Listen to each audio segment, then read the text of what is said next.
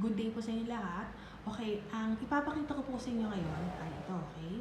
Um, okay, Holy Spirit, help me what to say. In Jesus' name, Amen. Thank you, Holy Spirit. Okay. Ano yung pinapakita ko ngayon? Okay?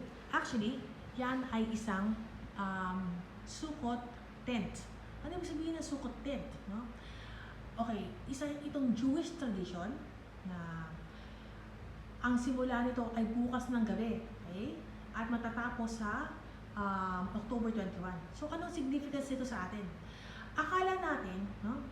Mga iba, no? Akala nila, yung mga iniuutos ni God sa mga Israelita noon, ay ng mga tradition, ay hindi na dapat natin ginagawa ng mga Kristiyano. Pero hindi pala. Dapat pala, tayo mga grafted Christians, ay, kumbaga ay, ino-observe din natin ito kasi ito'y commanded ni God as forever statute na kailangan i-observe ng mga Israelita. Bakit natin? Bakit tatanungin nyo? Kailangan sa Israelita lang pala pinapagawa kasi ito yun. Una, okay? Ito. Katatapos lang ng slikot. Okay? Last week, no? For many weeks, no? Nagslikot. Ano sabihin ng slikot? Ito isang Jewish tradition, okay? Kung saan ito'y penitence, no? Paghingi ng tawad sa Diyos. Maraming sasabi, marami naman may paraan naman para humingi ng tawad, hindi. Ganito yan. Pag tayo namatay na, wala na tayong panahon para sabihin kay God why we did what we did. Okay? Ito na ang panahon para humingi ng tawad. Marami nagsasabi, madali lang naman yan basta pinatawad na ako ng Diyos Hindi ganito kadali. Lalo kung nanatili pa rin kayo sa kasalanan. At lalo na, kapag halimbawang ang kasalanan nyo ay may kinalaman sa injustice o pagtaas ng presyo ng bilihin o gamot o overpricing, okay? Na nakaka-add ng burden sa mga mahihirap. So you see, ngayon kasi sa panahon na to, okay? Ang mga iyak ng mahihirap ay umabot na sa langit. Noon pa naman no? Yun nga lang inaantay ng Diyos na tuparin ng mga humingi sa Kanya ng answered prayer. Na sabi, God, pag binigay nyo sa akin ito, makapasa ako sa pagsusulit na to, tutulong ako sa mahirap. Pero nagawa ba nila? God is after the accountables now. Yung mga broken promises na hindi pa tinutupad. Ito ang panahon na gusto ng Diyos na tuparin para sa mahihirap. Kasi sa Beatitudes, di ba, na sinabi ni Jesus Christ, yung poor in spirit, masyado natin generalize na poor in spirit na tayo kahit marami tayong pera. Poor in spirit kahit na may sapat na pera. Ang poor in spirit, kung pag-uusapan din lang, nasa mahirap. Naranasan ko yan kasi mahirap. Mahirap ang sitwasyon ng mga mahihirap. Ito lang. Kasi hindi naman sila nagtatrabaho sa kumpanya na may 30,000 na sweldo o 20,000 hindi Usually, mga asawa nila nagtatrabaho sa construction. Yung asawa nilang babae naglalabandera. Kulang. Sabi ko nga sa inyo may mga pagkakataon ng pera ko ay 300. Pupunta ako sa palengke. Yung kasabay ko doon may dalang 1,000. Pareho kami nang binili. Pero ako, pag nabili ko, yun na. Yun ang ulam ko. Para sa ilang araw lang yun. Pero yung 1,000, pareho kami nang binili. May sukli pa siya. So yun no? Pag bumili ang mahirap, wala nang sukli. Hanggang ilang araw lang pagkain nila. Yun ang pagkakaiba natin sa mahirap. Okay? So ngayon, si God, natural para pagpalain niya mahihirap, kailangan niya gamitin tayo mga tao na kanyang pinagpapala. So you see? No? So ngayon, anong importance ng slikot? Ang slikot, okay? Paghingi ng tawad. Ito yung panahon na, bakit nagdagdagan ng presyo? Bakit mo hinord? Bakit ka nabibili ng tie-up sa doktor? Magdagdag sa sa presyo ng gamot. Bakit ang taas ang consultation fee mo? Yan ang mga isusulit na, yan ang ating, diyan magmumula ang parusa ng Diyos sa atin. Okay? Bakit nga ba ang taas? Di ba? Yan, ngayong panahon na to, dapat tayo humihingi ng tawad. Kasi ang oras, ang bukas, tomorrow is never promised to us. Okay? So kaya ilang araw, marami nagtatawa, no? Kung paano gawin ito ng mga Hudyo sa Western Wall of Jerusalem. Pero ang totoo, sa totoo lang, ha? Ay mas more pleased si God sa mga humihingi ng tawad kaysa sa mga tao nagsasabing, bakit nila kailangan gawin yan? Sa totoo lang. Lalo pa kung halimbawa ang trabaho ninyo ay may kinalaman sa deception sa mga voters. Okay? Na pagtatago, alam nyo ang ginagawa ng mga inyong inihalal o kaya ng inyong pinagtatrabahuan na leader. Dapat nyong i-expose yan. Kasi kung hindi nyo in-expose yan, partaker yan. Eh paano kung halimbawa, hindi ipinangako ng Diyos niya bukas? Paano ipapaliwanag sa... Marami sa ating mga Kristiyano, akala natin, rapture kasama tayo, second coming, hallelujah! Pero hindi. Kapag halimbawang meron kang sikreto na nakitang ikaw isang testigo, ng isang krimen, o isang bagay na dapat mo isuwalat sa mundo, okay? Pero hindi mo ginawa, partaker ka doon. Kasabot ang tawag doon. See? Paano kung halimbawa ang bukas ay hindi na pinangako sa ng Diyos? Hindi ka na pwede mapaliwanag. Rapture na bukas, hindi ka makakasama kasi papayag ba naman si God papaliwanag ka? Eh God, kalakar na yan. Sistema na yan, dapat naintindihan nyo. Tingin nyo, papakinggan kayo ni God kapag sinabi nyo yun. Sistema ng pagdagdag ng presyo sa gamot. God, dapat naintindihan. Sa tingin nyo, mas pakikinggan ng Diyos sa mga rason natin yan. Kung ang iisipin niya yung iyak ng mga mahihirap na hindi na nakapibili ng gamot. Dahil mahal, kaya gusto nila nilang hindi na magpagamot hanggang namamatay sila. Ano nangyayari? Pag namatay ang nanay, ang mga anak nila nakakalungkot. Hindi na makakapag-aral. At sila na yung mga nagiging katulong, kasambahay. Kawawa naman. Tingin niyo ba sa kabilang buhay natutuwa ang kanilang mga magulang, ang kanilang ina, na hindi nakapagpagamot tas namatay, na ang kanilang anak na babae hindi nakapag-aral, na kung buhay sila. Diba? Yun yan eh. Pero anong naging dahilan? Hindi sila nagpagamot dahil hindi nila kaya. May government hospital naman. Napakadaling sabihin yan. Ha? Pero hindi lahat sagot ng gobyerno. Sinasabi ko, pamasahe pa lang papunta doon. Pagkain, mga gamot. Okay. So, yan, kailangan natin yan. So, kailangan natin sinusunod ng likot.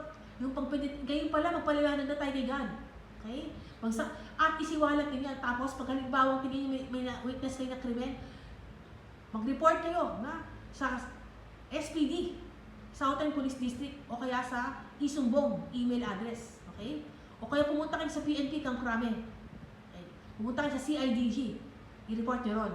Okay? Ngayon, ito naman, mapapaliwanag ko ang sukot.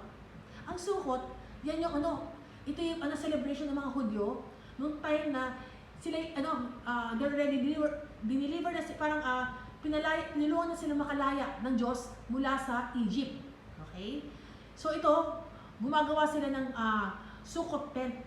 Yung parang from basic, kung ano yung parang gagawa sila ng tent. Tapos doon sila kakain, ganyan. So itong ginawa ko, improvise. Dapat kasi ang gamit dito yung palm tree, mga palm branches. Wala tayo nun.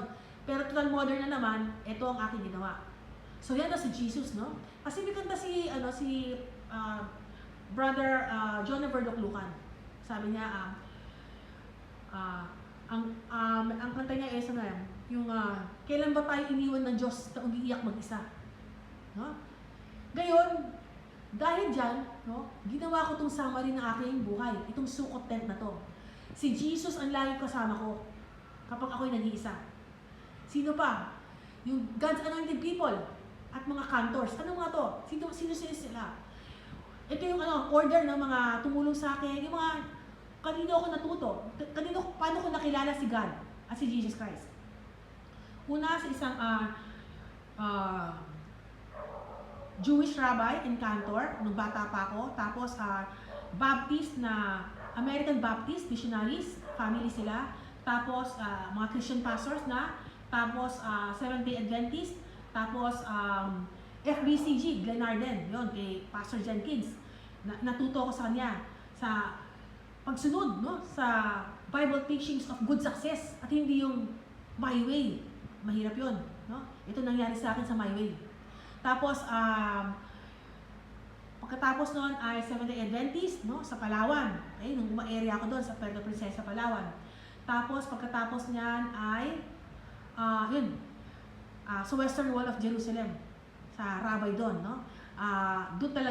Doon ako nag-download ng Torah, no? Sa pakikinig ko ng mga message videos ng isang rabbi doon. May rabbi siya, may Rabinowitz. At saka doon ko naunawaan bakit tayo kailangan sumunod sa mga Jewish tradition. Yung first time na umattend ako ng Hanukkah, yun yung tinatawag natin na sharing ng testimony. Yung ginagawa natin sa church, yung ginagawa na inutos pala talaga ni God yun. Na ibig sabihin, di ba, ang ating ilawan, hindi natin tinatago dapat sa basket, kundi dapat pinaparinig natin sa mundo para marinig ng buong mundo ang ating ilawan, ang ating patotoo. Tapos siya na nga, no? Kasama ang Biblia. Tapos nagpa-encourage yun sa akin, 702 DJS, FEBC, CBN, TBN, yun, tapos Jewish, Christian, singers and bands, yan. Tapos, okay, ito, Psalm 91, okay, Psalm 91, yan yung talagang, bata pa ako, yan ang aking, tatandaan talaga na kanta, no? Yung Psalm 91, no? Yung pala kakailanganin ko, no? Tapos ito, turn around, no? Ito yung sa DVBS, no? Actually, ayan si Apostle Paul. Isang beses lang ako nag-participate dyan. Pero ang New Life Bacoor, active sila sa DVBS. So nilagay ko dyan, ano mga nilagay ko dyan? Yan yung pagturo, kung paano pagturo sa mga bata. Tapos, yan, DVBS lagi meron sa New Life Bacoor. Nilagay ko dyan, sino pa ba yung mga, sa mga kalaging kasama pag nag-iisa ako? Yan, house teeter, okay, kamaching-ching, okay, mga birds, cats, dogs, frogs, ants, fish, turtle. Nakakatawa, di ba? Pero actually, well, kakaiba talaga ako. So, dito, yan, mga Bible stories, yan, no? Kasi pag magbabasa tayo ng Bible, no? Pag nagbabasa tayo, ituring natin to na parang babasa talaga tayo ng tunay na buhay. No? So, yun, talaga, tunay na buhay pa yan. Okay, so ito. So, yan yung aking blouse, no? Balabal ko. Kasi, kumbaga, yan yung banal na dugo ni Jesucristo, no? Yan nangyari sa akin. Nung ako ay nagpahugas ng kanyang banal na dugo, holiest of blood, ako ay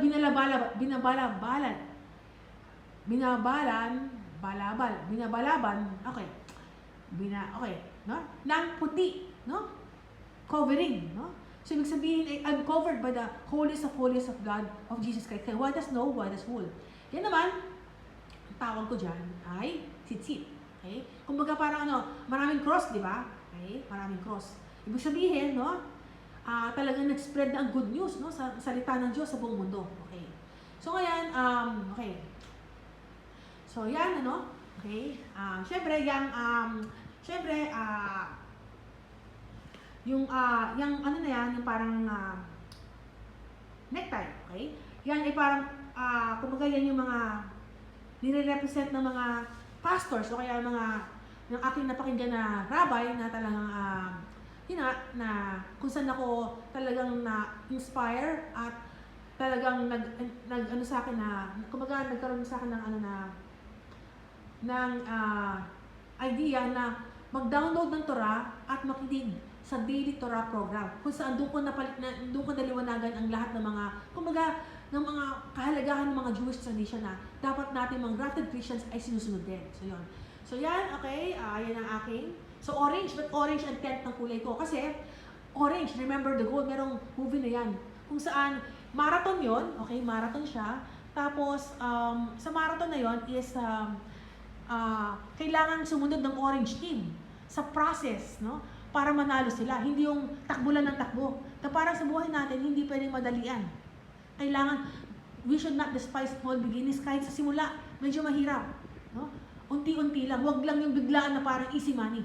Okay? So yun lang. Sa Diyos ang papuri. Maraming salamat, God. Nawa, maluwalhati ko sa buong buhay ko. Sa Diyos ang papuri.